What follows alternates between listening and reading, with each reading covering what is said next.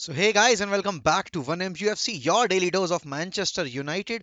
और आज हम बात करने वाले हैं इस गुजरे गेम वीक की, क्योंकि इस गुजरे गेम वीक में यूनाइटेड फैंस को रोने पे मजबूर होना पड़ा एक बार फिर।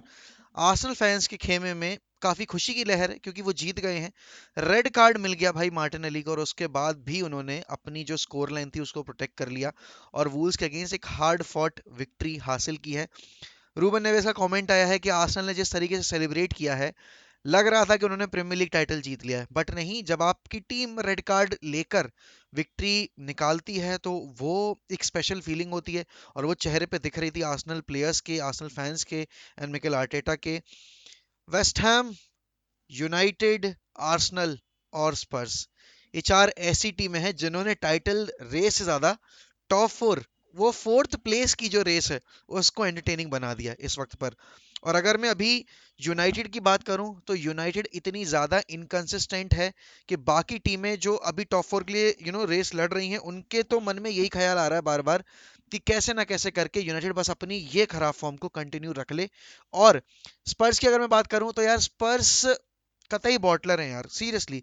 साउथहैम्पटन के अगेंस्ट लीड लेने के बाद बॉटल कर दिया। और मैं क्या कह रहा हूँ बॉटलर के बारे में, हम खुद बॉटलर हैं। हमने एस्टन विला के अगेंस्ट लीड लेके बॉटल किया, मिडल्सब्रो के अगेंस्ट लीड लेके बॉटल किया, बर्नली के अगेंस्ट लीड लेके बॉटल कर दिया।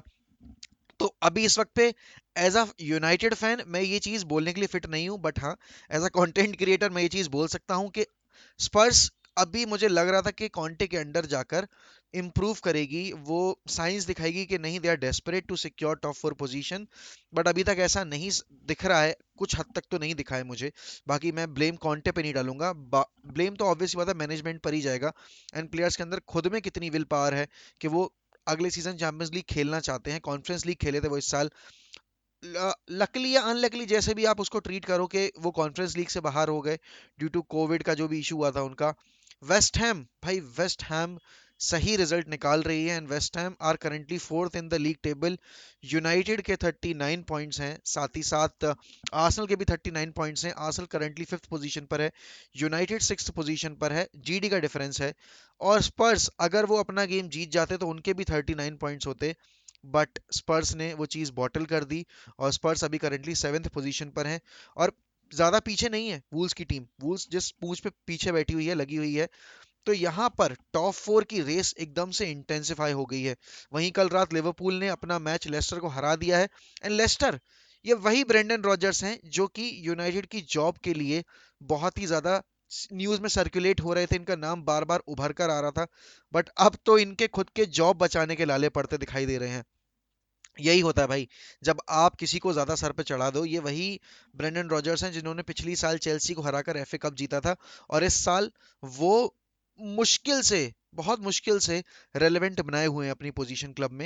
एंड लिवरपूल थोड़ा प्रेशर पुट कर रही है मैन सिटी के ऊपर, बट टाइटल रेस की बात अगर मैं करूं तो नहीं, Man City are still the favourites, the favourites to win the Premier League title once again this year. अब यूनाइटेड, वेस्ट हैम, आर्सेनल और स्पर्स के अगर मैं अगले चार फिक्चर्स की बात करूं ना, तो भाई पूरी टेबल में उथल पुथल मच सकती है। आर्सेनल दो गेम अपने नहीं खेलेगी अगेंस्ट चेल्सी और लिवरपूल। चेल्सी क्योंकि अभी क्लब वर्ल्ड कप खेल रहे हैं, तो उनका अभी जो गेम था आर्सेनल के अगेंस्ट वो पोस्टपोन्ड होकर रिस्केड्यूल होगा। And same goes for Liverpool as well, क्योंकि लिवरपूल को अपना कैराबाओ कप का जो फिक्चर है वो खेलना है। तो वहां पे ये चीज वापस से हमें देखने को मिलेगी कि वो भी रिस्केड्यूल होगा। तो अभी आउट ऑफ फोर फिक्चर्स, अपना जो दो फिक्चर हैं आर्सेनल के, वो सिर्फ वही खेलेंगे, और उसमें से एक फिक्चर है उनका ब्रेंटफोर्ड के अगेंस्ट और एक फिक्चर है उनका वूल्स के अगेंस्ट। हाँ जी, ये वही वूल्स है जिन्होंने कल रात को उनको नाको चने चबा दिए। एंड वूल्स एक आसान टीम नहीं है, अगर वूल्स स्कोर नहीं करती है तो वूल कंसीड भी नहीं कर रही है। एंड आपको ब्रूनो लाज की थोड़ी सी यू नो तारीफ करनी पड़ेगी, क्योंकि ओल्ड ट्रैफर्ड पर आकर उन्होंने जिस तरह की परफॉर्मेंस दिखाई थी अगेंस्ट यूनाइटेड, मतलब मैं ये नहीं कह रहा कि यूनाइटेड काफी अच्छा खेल रही थी और उन्होंने आके डोमिनेट करके हमें एकदम से चौंका दिया, नहीं। यूनाइटेड खराब ही खेल रही थी, but when you come to a rival ground और वहां पर आकर आप जब रिजल्ट निकाल लेते हो, वो भी तब जब आप इतने ज्यादा गोल स्कोर भी नहीं करते, क्रंच मोमेंट पे आपने गोल स्कोर किया और आप गेम निकाल के ले गए, अगर वो कर देती है वूल्स, तो वूल्स भी कंटेंशन में आ जाएगी टॉप फोर फिनिश के लिए। एंड आर्सेनल के थोड़ी सी मुश्किलें बढ़ जाएंगी, क्योंकि अभी उनके पास उनको यूनाइटेड से खेलना है, उनको अभी लिवरपूल से खेलना है, उनको अभी चेल्सी से खेलना है।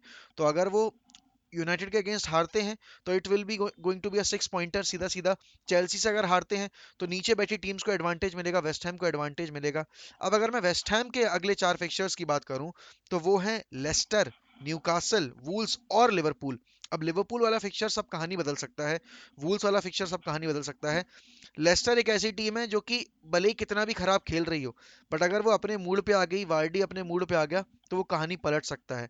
एंड न्यूकासल तो भाई अभी जिस तरीके से साइनिंग्स के बाद आग लगा रही है, उन्होंने एवर्टन को पेल दिया। और मतलब अभी देखकर लग रहा है कि न्यूकासल बचा ले जाएगी अपना सीजन, क्योंकि अगर वो इतनी साइनिंग के बाद भी नहीं बचाते हैं तो भाई लानत है उन पर। इस वक्त पर वेस्ट हैम सबसे स्ट्रांग पोजीशन में बैठी हुई है अगर मैं पॉइंट्स टैली की बात करूं। और यहां पर अगर वेस्ट हैम अपना मोमेंटम कैरी करके इन चार गेम्स में भी रिजल्ट ग्राइंड आउट कर लेते हैं, 3 में भी, तो भाई उनके पास एक स्ट्रांग होल्ड हो जाएगा। क्योंकि यूनाइटेड को अभी सिटी से खेलना है, लिवरपूल से खेलना है, चेल्सी से खेलना है, आर्सेनल से खेलना है, स्पर्स से खेलना है, उनको सबसे खेलना है अभी एक एक बार दोबारा। तो सबसे मुश्किल वक्त जो है अभी वो यूनाइटेड की टीम का ही। और अगर मैं यूनाइटेड के अगले आने वाले 4 फिक्चर्स की बात करूं तो साउथहैम्पटन से खेलना है। साउथहैम्पटन अब अभी स्पर्स को हरा कर आ रही है, कॉन्फिडेंस उसका बहुत हाई होगा। एंड यूनाइटेड अभी 2 लगातार गेम्स में हग कर आ रही है, एक ब्रेंटफोर्ड के अगेंस्ट, और सॉरी ब्रेंटफोर्ड कह रहा हूं मैं, एक मिडल्सब्रो के अगेंस्ट और एक आपका बर्नली के अगेंस्ट। और बाकी के जो यूनाइटेड के फिक्चर्स हैं वो हैं ब्राइटन, लीड्स और वॉटफोर्ड। अब देखो ब्राइटन के अगेंस्ट यूनाइटेड इस सीजन पहली बार खेलेगी। जो दिसंबर का वो मैच था वही रीस्केड्यूल होकर अब आया है, जो हमें खेलना है 16 तारीख को। और साथ ही साथ लीड्स वाले गेम में जो सीजन का पहला गेम था, वहां यूनाइटेड ने 5-1 की विक्ट्री हासिल की थी ओल्ड ट्रेफर्ड पर। ये हमें खेलना पड़ेगा जाकर लीड्स के होम ग्राउंड पे।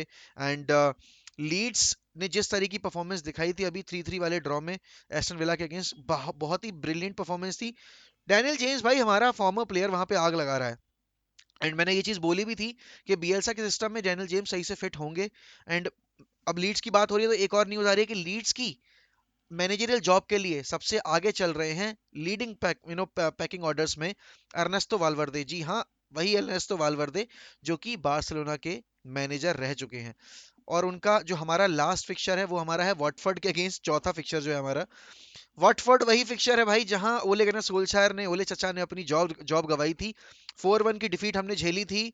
और हैरी मैग्वायर ने रेड कार्ड लिया था, कैप्टन आर्मबैंड जमीन पर थ्रो किया था और हमारे लगवा दिए थे लंबे वाले। यहाँ पर पूरी टेबल जो है पलट सकती है। आप ये भी देख सकते हो कि हो सकता है स्पर्स अपने जितने भी गेम्स हैं जीत कर एकदम से टॉप 4 की पोजीशन सिक्योर कर ले इन 4 गेम्स के बीच में। या फिर United out of the blue आकर ये चारों गेम्स जीत जाए और मार्च में जाने से पहले अपना स्ट्रॉन्ग होल्ड बना ले टॉप 4 की पोजीशन के लिए। बट क्योंकि मार्च बहुत डिफिकल्ट है और मार्च में लेनी देनी हो सकती है यूनाइटेड की, तो बहुत ही मुश्किल रहने वाला है अगला आने वाला 1.5 से 2 महीने का वक्त मैनचेस्टर यूनाइटेड के लिए और हम फैंस के लिए। अभी इस वक्त पर आर्सेनल थोड़ी सी कंफर्टेबल पोजीशन में है, क्योंकि उनको डॉज कर दी उन्होंने बुलेट चेल्सी और लिवरपूल को अभी ना खेलकर। उनके पास एडवांटेज रहेगा कि 2 गेम इन हैंड रहेंगे। बट जब फिक्चर्स का एकदम से एक्यूमुलेशन हो जाएगा बहुत ज्यादा फिक्चर्स का, तो फैटिक किक इन करेगा। बट आर्सेनल के पास एक एडवांटेज है कि आर्सेनल और स्पर्स दोनों ही यूरोप में नहीं खेल रही हैं, तो उनके पास वो ट्रेवल टाइम जो होता है वो सब की उनका नहीं रहेगा टेंशन। उन्हें सिर्फ और सिर्फ अपनी प्रीमियर लीग पे फोकस करना है। आर्सेनल एफए कप से भी बाहर हो चुकी है, तो भाई उन्हें वहां की भी टेंशन नहीं है। आर्सेनल कैरेबाओ कप में भी नहीं है, तो उन्हें वहां की भी टेंशन नहीं है। तो बस वादे न्यारे हैं आर्सेनल के, अगर वो अपने प्रीमियर लीग के फिक्चर्स जीत जाते हैं वो टॉप 4 सिक्योर कर लेंगे। But at this point of time it is really really really very very difficult to predict कि टॉप 4 कौन सिक्योर करेगा। बट अगर मैं अभी इस मंथ की एंड की बात करूं कि मैं टॉप 4 की पोजीशन पे क्या प्रेडिक्ट कर सकता हूं, तो देखो मैन सिटी पहले पे है, दूसरे पे लिवरपूल रहेगी, तीसरे पे चेल्सी अगर अपना जो मोमेंटम है उसको ब्रेक नहीं होने देती है और वो जीत जाते हैं वो थर्ड पे रहेंगे। उसके बाद in my opinion West Ham के जिस तरीके के फिक्चर हैं, West Ham can drop points. सबसे अच्छे फिक्चर्स इन चारों टीम्स में यूनाइटेड के ही हैं, क्योंकि स्पर्स को भी मैन सिटी के अगेंस्ट खेलना है। तो यूनाइटेड मैं सोच रहा हूं कि अगर कैपिटलाइज कर जाती है तो वो फोर्थ पे रह सकते हैं मतलब इस मंथ के एंड तक। बट ये मेरी प्रिडिक्शन है, यूनाइटेड जिस तरीके से खेल रही है मुझे लगता नहीं है कि वो टॉप 4 फिनिश करेंगे मंथ के एंड तक।